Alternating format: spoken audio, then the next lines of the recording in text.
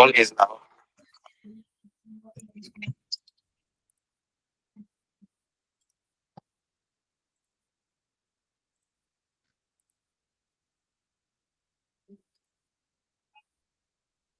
मेरे को लगता है जसोदा बाजी को ऐसे जुड़ना नहीं आया होगा, घर में तो कोई नहीं होगा मंजरी के अलावा,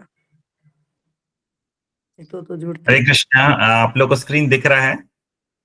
हाँ हाँ, तो अभी ये हम आज श्रीलंका की जो यात्रा मैंने की थी उसके अग्नि परीक्षा के बारे में कुछ कहेंगे। तो स्टोरीज में जाते हैं, राम कथा में जाते हैं, रामायण में जाते हैं।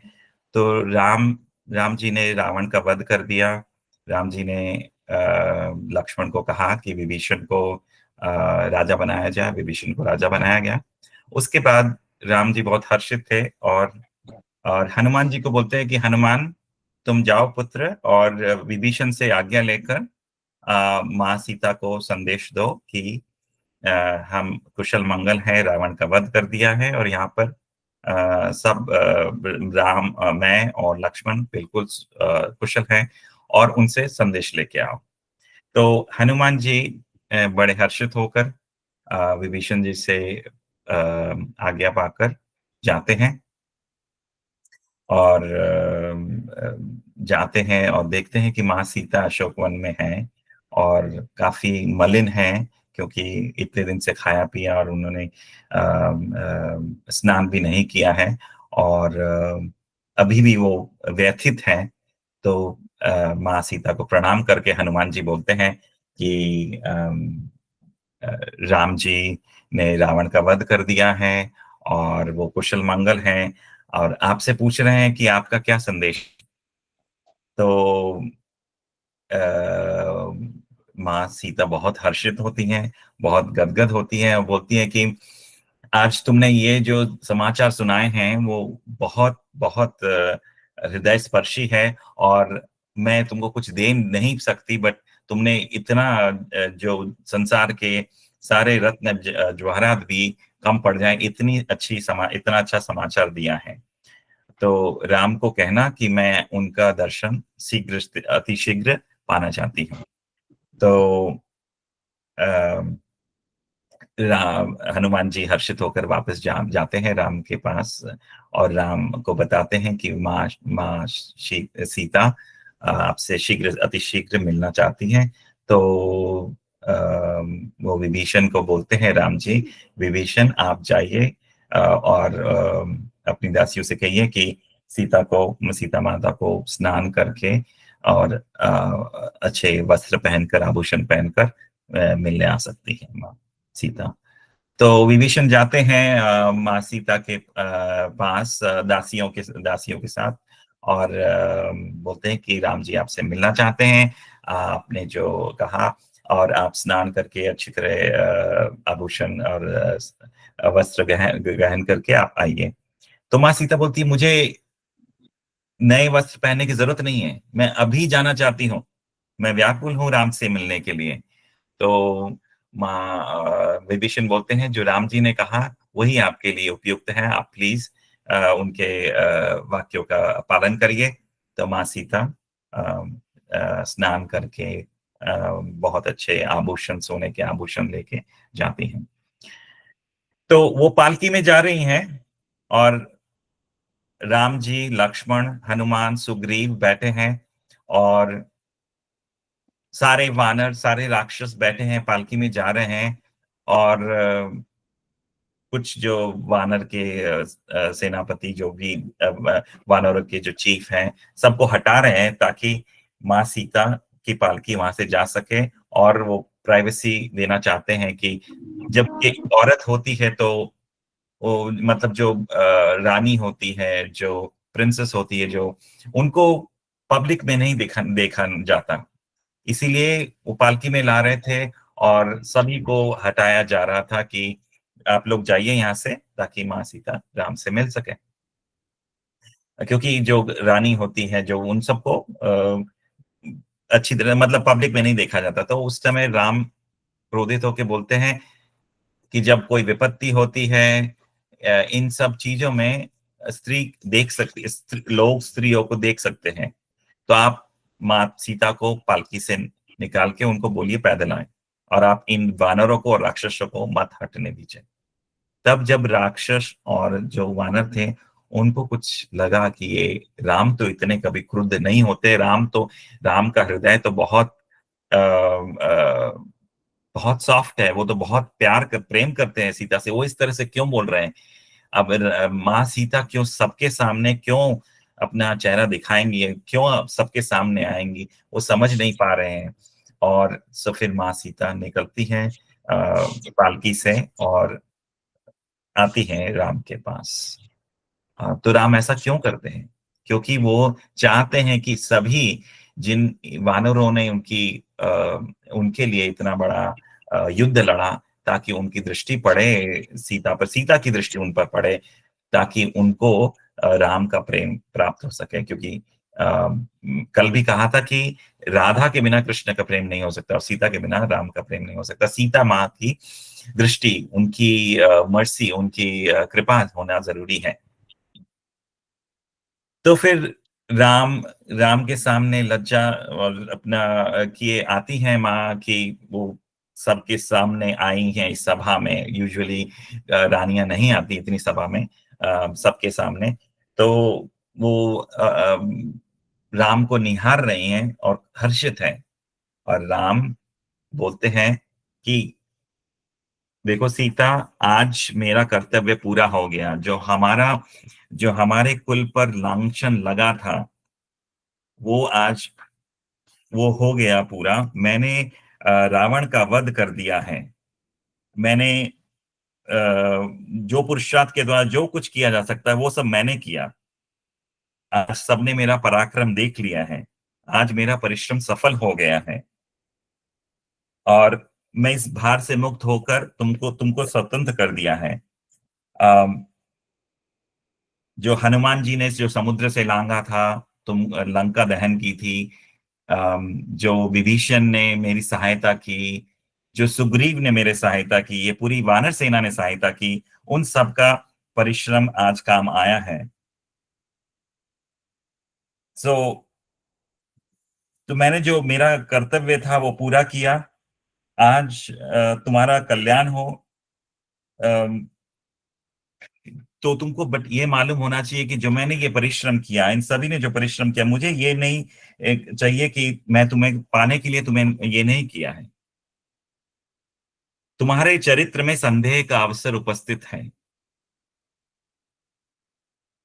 जैसे कोई आंख में रोग हो जाता है, जैसे वो कैटरैक्ट हो जाता है और उसको ज्योति नहीं सुहाती, आज तुम मुझे बहुत अत्यंत प्रिय जान पड़ रही है। राम जी जो माँ सीता से इतना प्रेम करते हैं, कह रहे हैं कि आज तुम मेरे से इतने प्रिय नहीं जान पड़ रही हो, आज अप्रिय जान पड़ रही हो। क्योंकि तुम्हारे चरित्र में संदेह है कि रावण तुमको खींच कर लाया था, रावण ने तुम पर कुदृष्टि डाली, तो तुम्हारे चरित्र पर संदेह है। अतः जनक कुमारी, तुम्हारी जहां इच्छा हो चली जाओ, मैं अपनी ओर से अनुमति दे देता हूं। भद्रे, ये चारों दिशाएं तुम्हारे लिए खुली हैं। अब मेरे लिए तुम्हारा कोई प्रयोजन नहीं है। कौन सा ऐसा पुरुष होगा कुलीन परिवार का, जो दूसरे के घर में रही हुई स्त्री को इस लोभ से रखे कि वो उसकी सेवा करेगी। मेरा कुल बहुत महान है, इसलिए मैं चाहता हूं कि तुम किसी और को क्या वर्ण कर लो, मैं तुम्हारा ग्रहण नहीं कर सकता। ये मेरा विचार निश्चित विचार है। तुम तुम चाहो तो भरत या लक्ष्मण के संरक्षण में सुखपूर्वक रहने का विचार कर सकती हो। सीते, तुम यदि चाहो तो शत्रुघ्न, वानर राज सुग्रीव अथवा राक्षस राज विभीषण के पास भी रह सकती हो।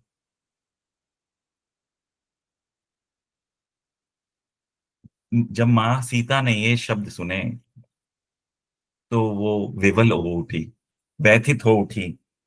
उनके रोंगटे खड़े हो गए थे कि राम जिसने इतना प्रेम किया है माँ सीता को, आज इतने कटु शब्द कैसे बोल रहे हैं। ये ऐसे भयंकर शब्द जो माँ सीता को कहे जा रहे हैं, राम ने ऐसे कभी शब्द कभी नहीं बोले। उनकी नेत्रों से आंसुओं की झड़ी बह रही है। वो अपने मुख के आंचल से नेत्रों को अपने अश्रुओं को छुपाती हुई गदगद वाणी में पतिदेव से इस प्रकार बोलती हैं, आपने ऐसा मुझे कभी कठोर शब्द नहीं कहा। आप आप ऐसी बातें क्यों कर रहे हैं कि मैं एक साधारण स्त्री हूं और आप साधारण मनुष्य हैं। एक एक स्त्री एक एक एक साधारण स्त्री ऐसा कर सकती है कि वो किसी के बहकावे में उसका चरित्र में संदेह हो सकता है। मेरे जो वश में था, मेरे वश में मेरा मन था, मेरा हृदय था। मेरे हृदय से मैंने किसी और को नहीं चाहा है। मैंने सिर्फ आपको आपसे प्रेम किया है। मैंने किसी और के तरफ देखा भी नहीं है। जो अंग मेरे वश में नहीं थे, जो मुझे वो लेके गया रावण जबरदस्ती, वो तो मेरे वश में नहीं था। तो वो मेरी मिसफॉर्च्यून मेरा मिसफॉर्च्यून था। हम दोनों ने हमारा परस्पर साथ रहा है। मैं बाल्य अवस्था में से आपसे मैंने आपसे विवाह किया है। अब जब लंका में जब हनुमान जी देखने आए मुझे उन्होंने ढूंढा, तभी आपने क्यों नहीं बोल दिया कि आप मुझे नहीं रखने वाले, तभी मैं अपना प्राण दे देती, मैं अपने प्राण दे देती। इतना मेहनत क्यों, इतना इतना परिश्रम क्यों किया कि सुग्रीव को, उसकी वानर सेना को, हनुमान जी को, सभी को, आपको इतना परिश्रम करके यहाँ आने की क्या जरूरत थी? आप अपने कुल के बारे में बता रहे हैं। मैं भी जानकी पुत्री, विदेह पुत्री, मिथिलेश पुत्री सीता हूं। मेरा कुल, मैं भूमिजा हूं। तो ये बता रही हैं कि भूमिजा मतलब सीता का कुल राम से भी ऊंचा है, क्योंकि वो तो भूमि से आई हैं। तो उनका गला भर आया था और उनको कभी ऐसी इच्छा नहीं, ऐसा नहीं था कि वो ऐसा सुनने को मिलेगा। तो वो बोलती हैं लक्ष्मण को, सुमित्रा नंदन, मेरे दुख की यही दवा है कि तुम मेरे लिए एक चिता बना दो। मेरे स्वामी मेरे गुण से प्रसन्न नहीं है, तो इस चिता में मैं अपने प्राण दे दूं, यही मेरी गति है। तो सारे राक्षस, वानर स्तंभित हो गए थे और लक्ष्मण राम की ओर देखते हैं। वो भी पीड़ित हैं कि ये क्या हो रहा है, बट राम का इशारा समझ जाते हैं और वो चिता बनाते हैं। कोई भी राक्षस, कोई भी वानर राम को नहीं देख पा रहा है, क्योंकि वो यो राम यमराज की तरह दिख रहे हैं अभी।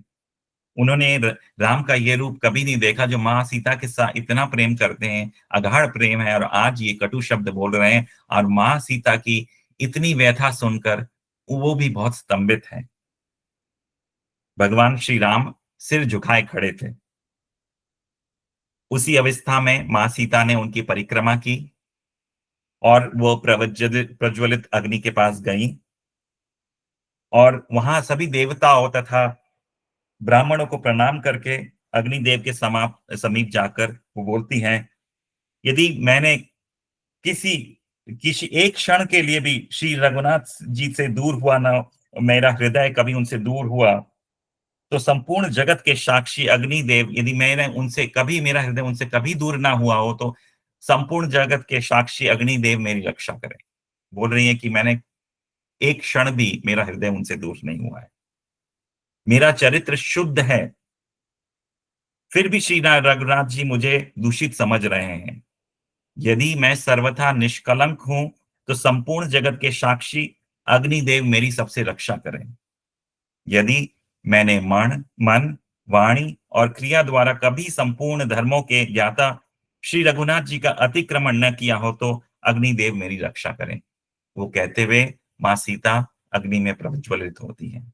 उधर से वानरों का और राक्षसों का हाहाकार हो जाता है। हाहाकार उठ जाता है कि वो लोग समझ नहीं पा रहे कि ये क्या हो रहा है।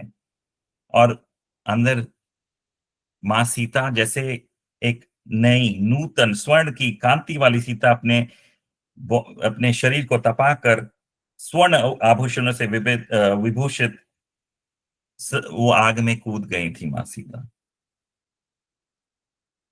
सब जब ये देख रहे हैं तब सभी लोग स्तंभित हैं, और भगवान राम का चेहरा भी नीचे झुका हुआ है।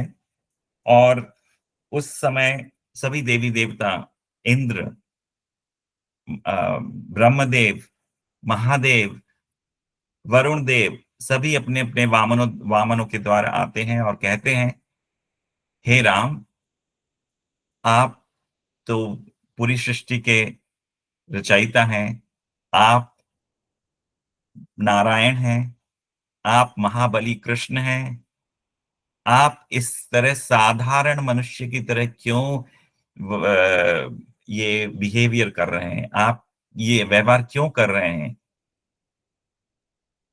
तो राम बोलते हैं, मैं नहीं जानता कि मैं कौन हूं, मैं जानता हूं कि मैं दशरथ पुत्र राम हूं। ब्रह्मा जी फिर कहते हैं, आप वही हैं वराह देव, जिसने जो भूमि को गर्भोदक ओशन से निकाला था। आप महाबली कृष्ण हैं, आप नारायण हैं, आप रुद्र हैं, और ये माँ सीता तो माँ लक्ष्मी हैं। आप ये क्या कर रहे हैं? माँ सीता का हृदय हमेशा आपसे ही जुड़ा हुआ है। तो काफी देर तक ब्रह्मा जी बोलते हैं, और तब उनकी व्याख्या करते हैं। और ये एक बात सुनने की कि उनका नाम वो कृष्ण भी बोलते हैं, अभी कृष्ण लीला हुई नहीं है, कि वो बोलते हैं कि आप महाबली कृष्ण भी हैं। 2 बार बोलते हैं कि आप कृष्ण हैं राम को। तो इसका मतलब है कि कृष्ण हमेशा अपने अम, आध्यात्मिक लोक में रहते हैं, और जब उनका अवतरण उनको कंस का वध करने, यशोदा मैया को प्रेम देने के लिए और अपने भक्तों के साथ संग देने के लिए आते हैं, ब्रह्मा के एक दिन में एक बार आते हैं, बट उनका जो स्थायी परमानेंट जो लोक है वो गोलोक वृंदावन है। ये रामायण में भी लिखा है कि उसको राम को कृष्ण कहा गया है। तब प्रज्वलित अग्नि से अग्निदेव बाहर आते हैं, और जिस तरह एक पिता अपनी पुत्री को गोद में लेकर आता है, तो वो माँ सीता को लेकर आते हैं और कहते हैं, राम, माँ सीता निष्कलंकित हैं, सीता का बिल्कुल भी इनका हृदय आपसे ही जुड़ा है। मैं आपको आज्ञा देता हूं कि आप इनको वापस लीजिए, सुसम्मान के साथ आप इनको वापस लीजिए। तो राम हर्षित हो उठते हैं और कहते हैं, सभी देवी देवता हैं, अग्निदेव हैं, और कहते हैं, मैं जानता हूं माँ सीता निष्कलंकित हैं, उनका चरित्र बिल्कुल संदेह में नहीं हो सकता। जिस तरह सूर्य और उसकी प्रभा बिल्कुल भी एक दूसरे से अलग नहीं हो सकती, राम और सीता बिल्कुल भी अलग नहीं हो सकते। बट ये जो संसार है बहुत विचार करता है, और माँ सीता के चरित्र पर संदेह उतार उठा सकता है, उसके प्रश्न उठा सकता है। तो माँ सीता के चरित्र को बिल्कुल पारदर्शी रखने के लिए, कि इन पर कोई लांछन नहीं उठाए, मैंने माँ सीता को ये उकसाया। मुझे मालूम था कि माँ सीता बिल्कुल पवित्र है, पर ये पूरे विश्व को जानने के लिए कि माँ सीता कितनी पवित्र है, मुझे ये करना पड़ा। तो कितनी कितनी पीड़ा थी माँ सीता को, और कितना पीड़ा, ये जो वृतांत है तो बहुत अच्छा, वाल्मीकि रामायण में बहुत सुंदर वृतांत है। और इसको पढ़कर इतना इतना रुदन आता है कि ऐसा क्यों कर रहे हैं राम। बट राम अपनी अपनी इज्जत से ज्यादा महासीता की जो पवित्रता को ऊपर रख रहे हैं, कि कोई लांछन राम पर लगा सकता है, बट माँ सीता पर कोई लांछन नहीं लगाना लगाना चाहिए। इसलिए अ, अपने हृदय को कठोर बनाकर माँ सीता से ये कटु शब्द कहें, ताकि माँ सीता के चरित्र पर कोई लांछन नहीं लगा सके। कितने महान राम हैं और कितनी महान माँ सीता है। तो राम सीता को स्वीकार करते हैं और उसके बाद काफी होता है कि जो महादेव आए हैं, फिर उस समय दशरथ भी स्वर्ग से आए हैं, दशरथ का मिलन होता है राम और लक्ष्मण से, और दशरथ भी बोलते हैं कि सीता को बोलते हैं कि जो राम ने किया ये कटु शब्द, ये तुम्हारे चरित्र के उठाने के लिए, कि सबको बताने के लिए किया, इसको इसको गलत मत लेना। और मैं बहुत हर्षित हूं कि तुमने, राम को बोलते हैं कि तुमने रावण का वध किया, और लक्ष्मण को देखकर हर्षित होते हैं। और फिर सभी देवी देवता वापस जाते हैं और फिर आगे की रामायण की कथा होती है। तो ये जो अग्नि परीक्षा माँ सीता ने दी, वो ये श्रीलंका में दी। तो उसको देखते हैं। आप लोग स्क्रीन देख पा रहे हैं?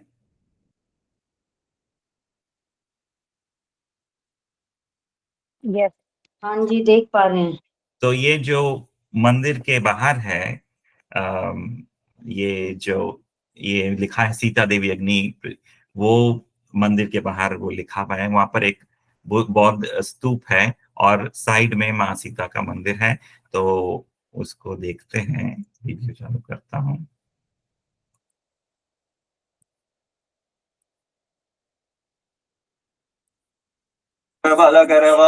सतसिन तेद बलवरंगति नारायणे देवराज दरुवोनि तोरे रगदि जो ये माँ सीता की प्रतिमा है, उसमें औरतें उसको आलिंगन कर सकती हैं, पैर छू सकती हैं। जो पुरुष है माँ सीता के पैर छू सकते हैं, आरती कर सकते हैं।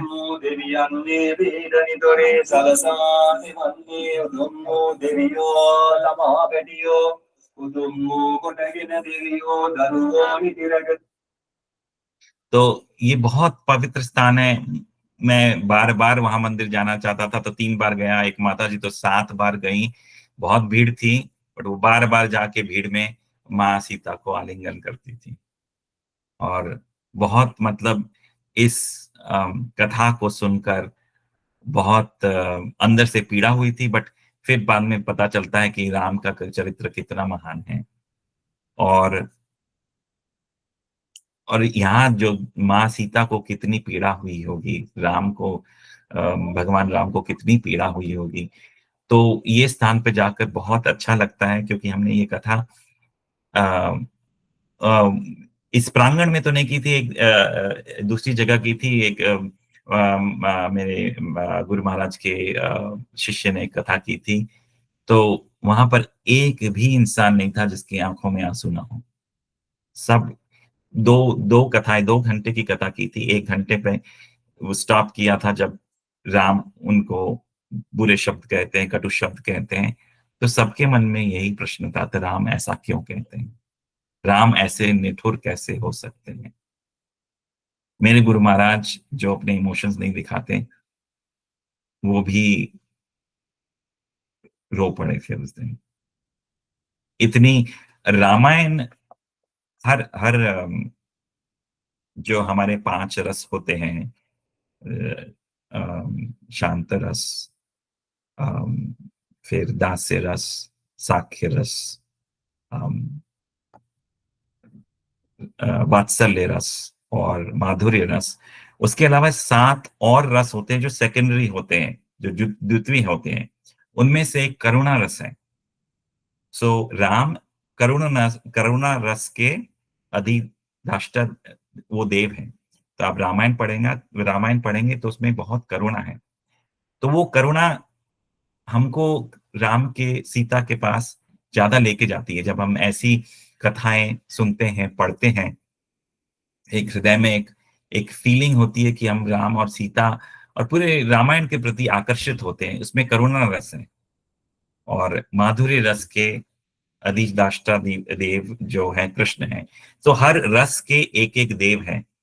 जैसे विभत्स रस के नरसिम्हा देव हैं। सो हर एक रस के प्रीडोमिनेटिंग डीटी जो देवता है, सो करुणा रस के राम है। तो रामायण में बहुत करुणा है।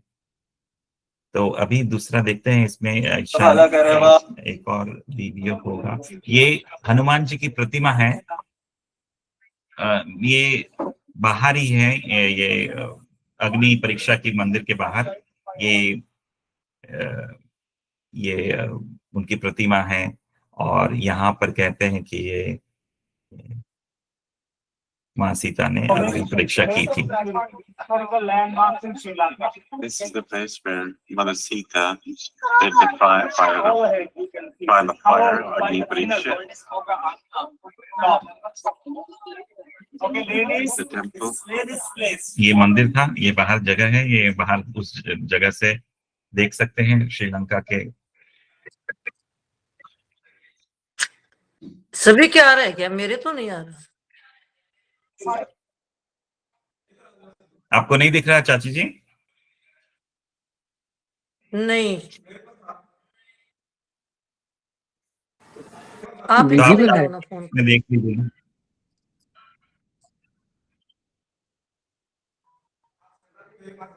तो अब चलते हैं विभीषण की शरणागति पर। तो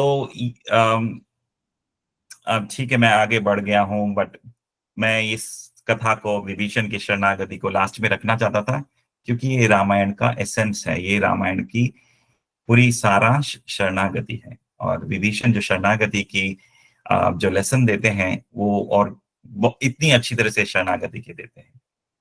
तो वापस कथा में चलते हैं कि अभी हम युद्धकांड में सुंदरकांड में ही जाएंगे। सुंदरकांड में जब रावण ने दहन कर दिया था लंका का, आई थिंक युद्धकांड हो गया शुरू, तो तब रावण ने सभा बुलाई कि ये क्या हो गया। सभी अपने मंत्रियों को बुलाया और सभी सांसदों को बुलाया कि ये क्या हो गया कि एक वानर आके लंका का दहन करता है। तो सभी, कुछ मंत्री लोग बोलते हैं ये तो हम लोग सावधान नहीं थे, हम प्रिपेयर्ड नहीं थे, तो ये तो ऐसा हो गया। तो विभीषण कहते हैं कि धर्म तो यही कहता है कि किसी की स्त्री का अपहरण नहीं करना चाहिए। राम धर्मात्मा है और उन्होंने कितने असुरों का वध किया है। मैं तो यही कहूंगा कि आप माँ सीता को आप विदा कर दीजिए अच्छी तरह, राम के पास उनको वापस लेके जाइए सम्मान के साथ, ताकि हमारे कुल का नाश ना हो। तो रावण कुछ नहीं कहते उस समय, वो सभा को स्थगित कर देते हैं। तो दूसरे दिन विभीषण फिर जाते हैं रावण के महल में, और उनके महल के बारे में बहुत कुछ लिखा है, बहुत सुंदर है। और उस समय सभा नहीं हो रही होती है, बट अपने पार्षदों के साथ विभीषण जाते हैं, बताते हैं कि जब से माँ सीता यहाँ पर आई हैं लंका में, बहुत सारे अपशकुन हमको दिख रहे हैं।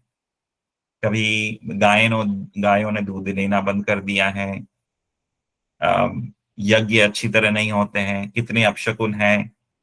और राम ने 14,000 अपने असुरों का, राक्षसों का वध कर दिया, एक एक राम ने ही वध कर दिया। और आप ये बोलोगे कि आप या खर या दूषण का आप रिवेंज लेना चाहते हो, तो ये गलत बात होगी, क्योंकि खर और दूषण ने राम को अटैक किया था, और राम को अपने सेल्फ डिफेंस में, अपने रक्षा में युद्ध करना पड़ा। और राम का प्रताप बहुत बड़ा है। आप देख सकते हैं कि हनुमान जी आए, एक वानर ने जब एक छलांग में आ गए यहाँ पर लंका में, तो उनकी तो वानर सेना असंख्य है। मेरा तो यही मत है कि अ, आप माँ सीता को सम्मान समेत राम जी के पास वापस लौटा दीजिए। तो उस समय भी लक्ष्मण, उस समय रावण बोलते हैं कि आप क्या समझते हैं विभीषण, तुम क्या समझते हो, मैं राम का सामना नहीं कर सकता? मैंने कितने राजाओं पर विजय प्राप्त की है, तुम ये कैसे कह सकते हो कि मैं ये लंका का विध्वंस होगा। फिर उसको विदा करते हैं। फिर तीसरी बार उसी दिन जो सभा होती है, तब विभीषण फिर से बोलते हैं कि मैं आपका छोटा भाई हूं, मेरी प्रार्थना सुनिए कि आप माँ सीता को सम्मान सहित वापस भेज दीजिए। उस समय रावण बड़े क्रुद्ध हो जाते हैं। उनको विभीषण को छाती पर अपने पैर से लात मारते हैं और बोलते हैं, तू मेरा भाई नहीं होता तो आज मैं तेरा वध कर देता। बड़े क्रोधित हो जाते हैं, क्योंकि बाकी जो उनके मंत्री थे, प्रहस्त और बाकी जितने सारे मंत्री थे, वो बोले थे कि हम तो, राम और लक्ष्मण तो एक मनुष्य हैं, हमको ऐसे हम ही आपको उनको मार देंगे, आप रावण आपकी आने की जरूरत ही नहीं है। सभी लोगों ने, जो उनके मंत्री वगैरह थे, बहुत चमचों की तरह काम कर रहे थे, कोई उनको सही सलाह नहीं दे रहा था। पर जब विभीषण ने कहा तो उनको, रावण को बड़ा क्रोध आया। तो विभीषण भी, अब उनको लगा कि अब उनका यहाँ पर समय समाप्त हो गया, उनको नहीं रहना चाहिए। विभीषण उठे और वो हवा में उठ गए। कि वो राक्षस है तो उनके उनके स्पेशल एबिलिटीज हैं, और उनके पार्षद विभीषण के 4 जो मंत्री हैं, उनके बाल्यकाल से ही वो बहुत क्लोज रहे हैं, वो भी हवा में उठ गए। और विभीषण बोलते हैं, मैंने आपको बार बार समझाने की कोशिश की, आपने नहीं समझा, आप नहीं समझ आए, तो मैं आज अब लंका में नहीं रहूंगा, मैं यहाँ से निकलता हूँ। और विभीषण वायु मार्ग से सीधा जाते हैं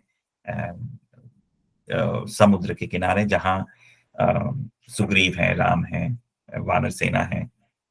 और वो जानते हैं कि एक एक दूत, एक इंसान को कैसे बर्ताव करना चाहिए। वो राम के पास डायरेक्ट नहीं जाते हैं, वो सुग्रीव और वानर से पूछते हैं, मुझे सुग्रीव, आप मेरा संदेश राम से बता सकते हैं कि मैं उनकी शरणागति में आया हूं। तो वहां के वानर बड़े घबरा जाते हैं कि ये दानव, ये राक्षस यहाँ पर आया है, ये तो रावण का भाई है। सुग्रीव बोलते हैं, अपने आप में सोचते हैं कि हम इससे कैसे मैत्री कर सकते हैं, ये राम इसको कैसे शरणागति दे सकते हैं। कई वानर यही बोलते हैं कि नहीं, कुछ बोलते हैं नहीं, ठीक है, कर सकते हैं, भगवान रावण को शरणागति दे सकते हैं, हम इनसे मैत्री कर सकते हैं। बट ज्यादातर लोग, सुग्रीव वगैरह, जामवन वगैरह, सब लोग यही बोलते हैं कि इसमें संदेह हो सकता है, क्योंकि ये रावण के भाई हैं, ये तो हमारे अम, दुश्मन के भाई हैं। तो राम देख रहे हैं, ये सुन रहे हैं, तो हनुमान से बोल रहे हैं, हनुमान तुम क्या सोचते हो? तो हनुमान जी बोलते हैं, जब ये विभीषण आए हैं, उनकी वाणी में ऐसा कभी नहीं लगा कि वो झूठ बोल रहे हैं। उनकी जो बॉडी लैंग्वेज है, उसमें भी कुछ नहीं लगा कि वो झूठ बोल रहे हैं। वो उन्होंने स्पष्ट कहा, वो आपकी शरणागति ले रहे हैं, और यही है जिन्होंने मुझे बचाया था। वो जब मेरा वध करना चाहता था रावण, तो इन्होंने ही बताया था कि विभीषण ने, कि अम, दूत का वध नहीं किया जा सकता। मुझे तो लगता है आपको इनको शरणागति देनी चाहिए। तो राम कहते हैं कि यदि कोई एक बार मेरे पास आ जाता है और बोलता है मैं आपका हूं, तब अस्मि, कोई एक बार भी बोल देता है कि मैं आपका हूं, तो मैं उसको अभय दान प्रदान करता हूं। तो रावण भी आ जाए तो मैं प्रदान करूंगा। तो हम में एक लेसन, एक बहुत बड़ी सीख है कि हम यदि भगवान के पूजा करते रहो, उनके पास जाके बोले तब अस्मि, मैं आपका हूं, तो हमें भगवान अभय दान प्रदान करेंगे, क्योंकि हमें फिर किसी चीज का भय ही नहीं रहेगा, क्योंकि हम भगवान से शरणागत शरणागत हो गए हैं। तो राम उस समय बोलते हैं लक्ष्मण को, लक्ष्मण जल लाओ, समुद्र से जल लाओ, और विभीषण का अभी अभिषेक करो कि वो लंका के राजा हो गए। अभी तक युद्ध नहीं हुआ है, फिर भी बोल रहे हैं राम कि लाओ, समुद्र का पानी लाओ और अभिषेक करो, क्योंकि विभीषण लंकापति हो गए। तो लंका का घोषित करते हैं विभीषण। तो आचार्य लोग बोलते हैं, यदि लंका को, अभी लंकापति तो विभीषण हो गए, यदि यदि रावण आकर उनसे शरणागत हो जाए, तो लंकापति रावण को अब कौन सा क्या देंगे? तो आचार्य फिर कहते हैं, यदि लंकापति रावण यदि भगवान के शरणागत हो जाता है, तो भगवान राम उनको फिर अयोध्या दे देंगे। तो फिर आचार्य फिर पूछते हैं, यदि रावण को अयोध्या दे देंगे तो भरत का क्या, भरत को क्या देंगे? तो फिर आचार्य कहते हैं कि राम बोलते हैं कि मैं भरत को वैकुंठ दे दूंगा। राम इतने उदार हैं कि बोलते हैं कि मैं भरत को वैकुंठ दे दूंगा। तो आचार्य फिर पूछते हैं, तो राम कहाँ रहेंगे? तो राम कहते हैं, मैं अपने भक्तों के हृदय में रहूंगा। तो राम इतने भक्त वत्सल हैं कि हमको उनसे शरणागति, हमको उनको शरणागत होना है। शरणागति के 6 अंग हैं। एक, कि जो हमारे लिए अनुकूल है, हमारे लिए भगवान के पास जाने के लिए, कृष्ण कॉन्शियसनेस के लिए, कृष्ण भावनामृत के लिए जो अनुकूल है वैसी कार्य करें। जैसे माला जपना, रामायण का पाठ करना, श्रीमद् भागवतम का पाठ करना, श्रवणम कीर्तनम, विष्णु स्मरणम, पाद सेवनम, अर्चनम, वंदनम, दास्यम, साख्यम, आत्मनिवेदनम। ये भक्ति के 9 अंग हैं। तो शरणागति के एक चीज है कि पहले वही काम करना जो भक्ति के अनुकूल है, जो भगवान के भक्ति के लिए अनुकूल है। इसमें नहीं कि हम अपना कर्तव्य करना, हम अपना काम करना नहीं छोड़ देंगे, हम अपने परिवार का देखना नहीं छोड़ देंगे, बट परिवार का हर अंश कृष्ण का एक अंश है, राम का अंश है। उसी तरह हम उनकी देखभाल करेंगे कि मेरा पुत्र ईशान है, पुत्री मीरा है, मेरी वाइफ नेहा है, तो मैं उनका क्यों सेवा करूं? क्योंकि वो भी भगवान के अंश है। सब में भगवान का अंश देखना है।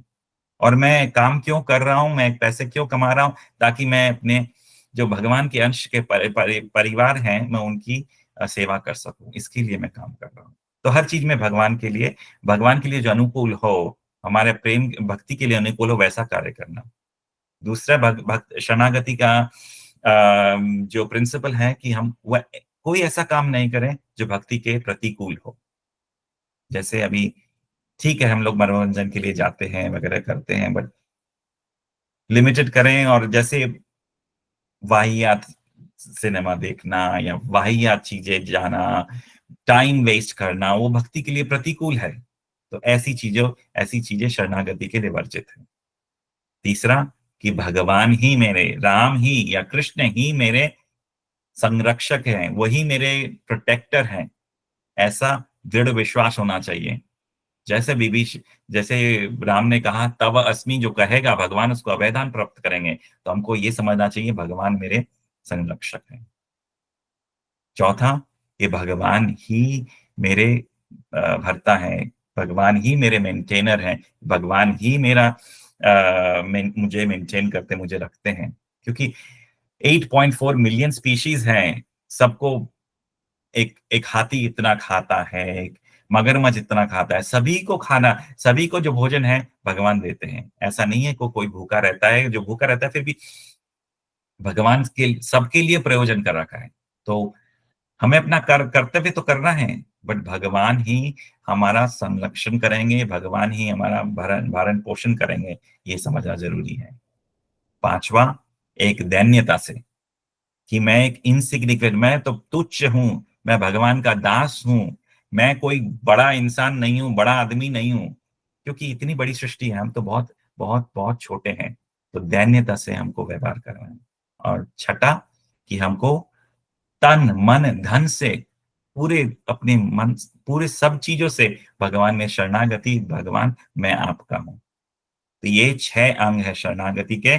और विभीषण ने ये इतनी अच्छी तरह से, कि वो रावण का भाई था, बट वो जानता था धर्म कौन है, वो जानता था भगवान कौन है, और वो भगवान के पास आए और भगवान की सहायता मदद की। भगवान को कुछ नहीं चाहिए, भगवान तो ये एक मौका दे रहे हैं कि जैसे भगवान को, अर्जुन को बोलते भगवत गीता में कि तुम यदि युद्ध नहीं करो तो कोई बात नहीं, वो तो ऑलरेडी मर चुके हैं, मैं तो तुमको सिर्फ निमित्त मात्र बनाना चाहता हूं, तो तुम वो क्रेडिट लो। उसी तरह विभीषण को मतलब विभीषण की जरूरत नहीं थी, वानरों की जरूरत नहीं थी। भगवान तो कहते हैं रामायण में कि तो ऐसे ही वध कर सकते थे रावण का, बट वो सबको क्रेडिट देना चाहते हैं। तो ये जो विभीषण का पैलेस है, विभीषण का महल है, मोस्टली 99% उसको बुद्धिस्ट टेम्पल में कन्वर्ट कर दिया है। बट यहाँ पर एक जो पेंटिंग है, एक जो कलाकारी है, उन्होंने चेंज नहीं कर पाए। और उसमें लिखा, ये देखिए, लक्ष्मण विभीषण का अभिषेक कर रहे हैं। ये विभीषण की पत्नी शर्मा है यहाँ पर। और विभीषण की पुत्री भी थी। त्रिजटा, त्रिजटा विभीषण की पुत्री थी, वो भी सीता को कैसे हेल्प करती है हम लोग जानते हैं। और यहाँ पर एक छोटा सा मंदिर है जो विभीषण का है, और देखते हैं उस मंदिर के बारे में।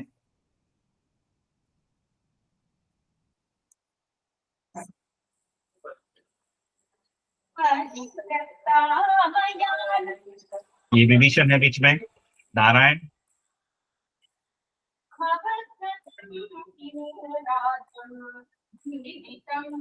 और ये कार्तिक है।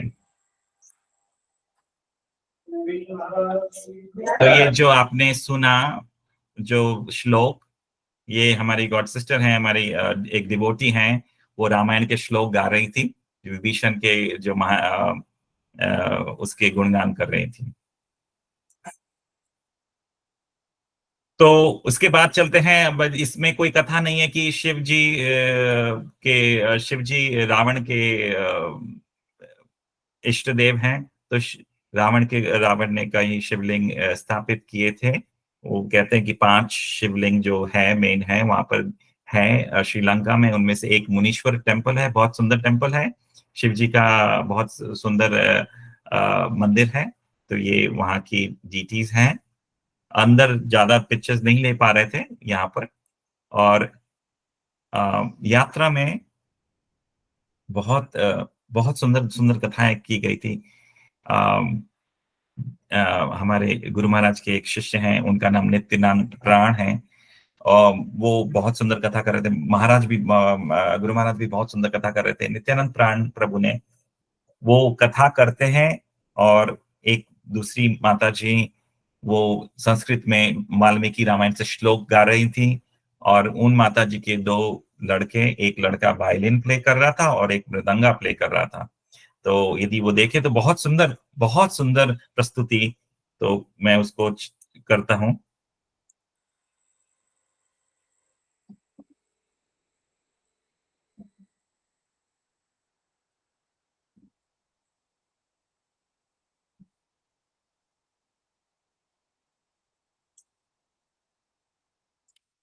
आवाज नहीं आ रही। ओके, अब आ आवाज रही नहीं आ रही? है। अब आई है।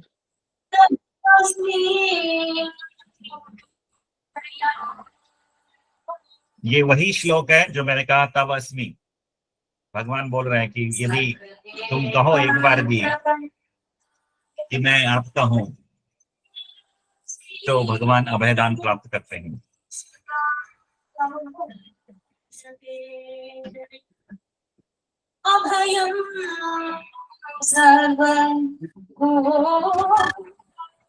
ये शिवलिंग रावण द्वारा स्थापित किए गए हैं?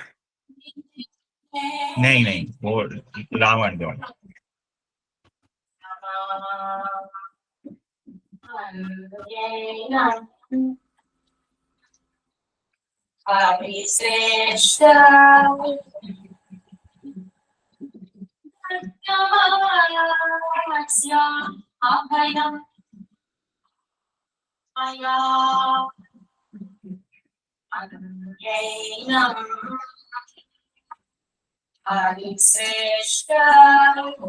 राम कह रहे हैं विभीषण क्या, यदि रावण भी आ जाए तो उसको अभयदान प्राप्त करेंगे भगवान।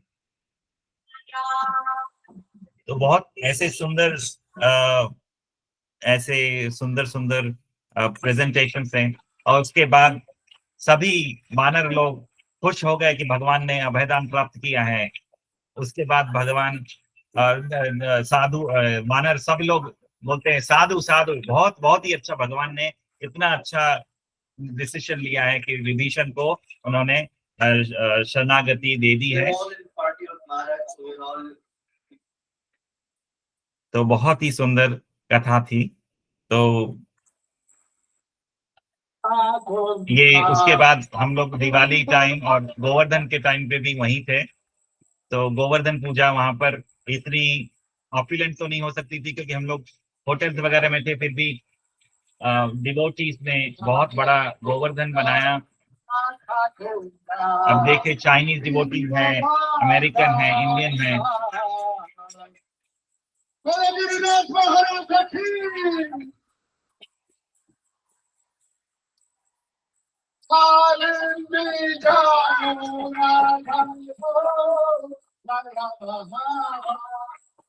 तो एक ही दिन में सभी जो माता जी ने कुक किया, क्योंकि हमारे पास उस समय तो कोई, हम लोग होटल वगैरह में रह रहे थे,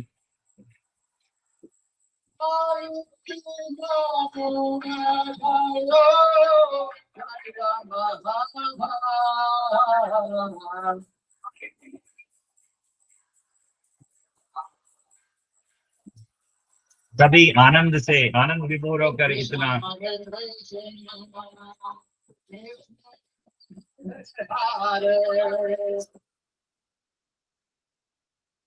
तो अपने गुरु महाराज को, हिज होलीनेस रोमपाल स्वामी महाराज को प्रणाम करता हूँ। भक्ति विघ्न विनाशक नरसिम्हा महाराज को प्रणाम करता हूँ। नित्यानंद प्राण प्रभु को प्रणाम करता हूँ कि उन्होंने इतनी अच्छी कथाएं बताई, महाराज ने इतना अच्छा ऑर्गेनाइज किया। और सुबह 4:30 बजे मंगला आरती हो जाना, इतने चाइनीज डिवोटीज, श्रीलंका में ये कथा की गई थी क्योंकि श्रीलंका वालों को जो भक्त है वहां को इंडिया का वीजा नहीं मिलता जल्दी से, तो इसलिए महाराज ने श्रीलंका में किया, क्योंकि वो श्रीलंका जो चाइना वाले डिवोटीज हैं श्रीलंका आ सके, यूएस वाले श्रीलंका जा सके, इंडिया वाले श्रीलंका आराम से जा सके। तो 4:30 बजे उठकर मंगला आरती करना, गुरु पूजा करना, सबके साथ 350 भक्तों के साथ बहुत अच्छा लगता था। देखिए कुछ क्षण, देखिए कितने आनंद में,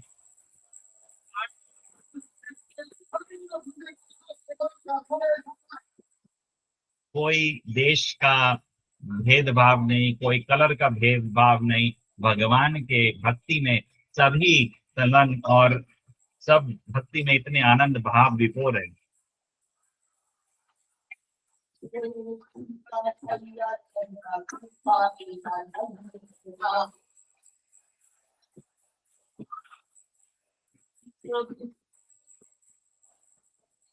ये देखिए गुरु पूजा, चाइनीज डिवोटी वो गा रहे हैं आरती।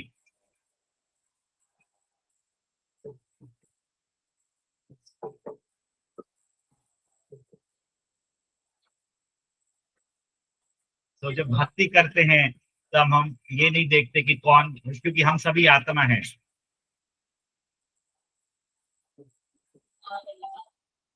और फिर ये यात्रा थी, तो मैं बहुत ग्रेटफुल हूँ महाराज की बहुत सुंदर यात्रा कराई। और श्रीलंका के बारे में थोड़ा कहूंगा कि बहुत सुंदर देश है, बहुत प्राकृतिक सुंदरता है, बहुत हरा भरा है।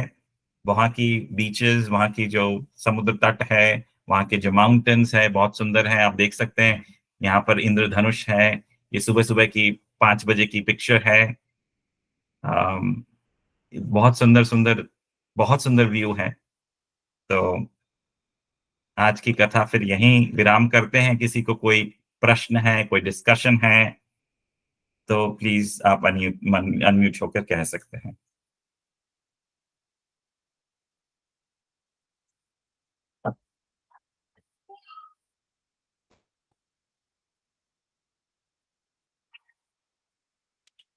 किसी को कुछ कहना है? Hare Krishna, thank you so much. Hello. बहुत सुंदर हाँ जी भक्ति रामायण के जी, ऊपर सत्र बोला आपने। अब आप व्यास सीट से उठ गए हो अब और बोलिए कोई अब आप हमारे आपने आज का जो संदेशा दिया है, जो आज